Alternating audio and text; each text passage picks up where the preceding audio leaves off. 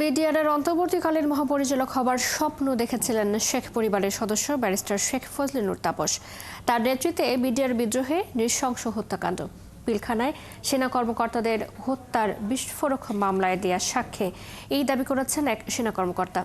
ঘটনার দিন ফোনে শেখ হাসিনা ও তার নিরাপত্তা উপদেষ্টা তারিক আহমেদ সিদ্দিকীর কাছে সাহায্য চেয়েও কোনো সাড়া মেলেনি বলে জানান তারা। রাষ্ট্রপক্ষের আইনজীবী এসব তথ্য সাংবাদিকদের জানান। আরও জানাচ্ছেন নিবিড় সাহা। বৃহস্পতিবার কেরানীগঞ্জ কেন্দ্রীয় কারাগারে অস্থায়ী আদালতে বিস্ফোরক আইনের মামলায় সাক্ষ্য দিতে আসেন ঘটনার দিন পিলখানার দরবার হলে উপস্থিত থাকা অবসরপ্রাপ্ত মেজর জাহিদি আহসান। সেদিন গুলিবিদ্ধ হয়ে তিনি আহত হন। রাষ্ট্রপক্ষ তার সাক্ষ্য নিতে শুরু করলে তিনি সেদিনের নৃশংস হত্যাযজ্ঞের বর্ণনা দেন। 3 ঘন্টার সাক্ষ্য গ্রহণ ও জেরায় উঠে এসেছে পিলখানা হত্যাকাণ্ডের ভয়াবহ তথ্য। রাষ্ট্রপক্ষ বলেন, বিডিআর হত্যাকাণ্ডের ষড়যন্ত্র হয়েছিল শেখ ফজলে তাপসের নেতৃত্বে।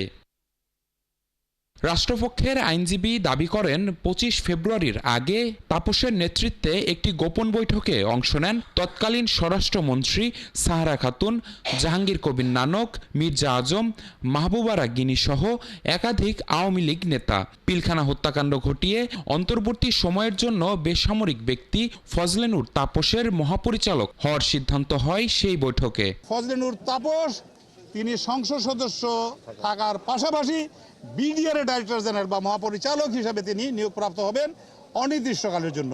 এই সিদ্ধান্তটা হয়েছিল। এই স্কিমটা আজকের সাক্ষীর মাধ্যমে প্রকাশ পেয়েছে। একটা চমৎকার তথ্য চলে আসছে যে এন্টায়ার মেসাকারের জন্য কারা দায়ী ছিল। আসামি পক্ষের আইনজীবীরাও রাষ্ট্রপক্ষের দেয়া এমন তথ্যের পক্ষে কথা বলেন। জানান, আজকের সাক্ষী ঘটনার সময় নিজে ফোন করেছিলেন শেখ হাসিনার নিরাপত্তা উপদেষ্টা তারিক আহমেদ সিদ্দিকীকে।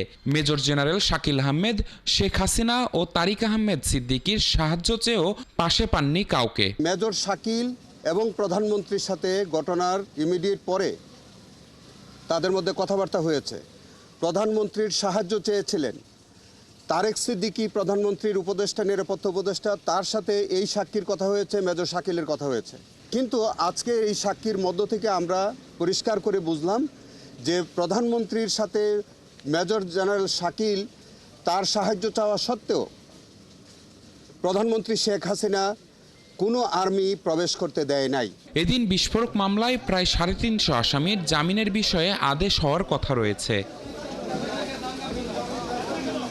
নিবিড় সাহা, 71, ঢাকা।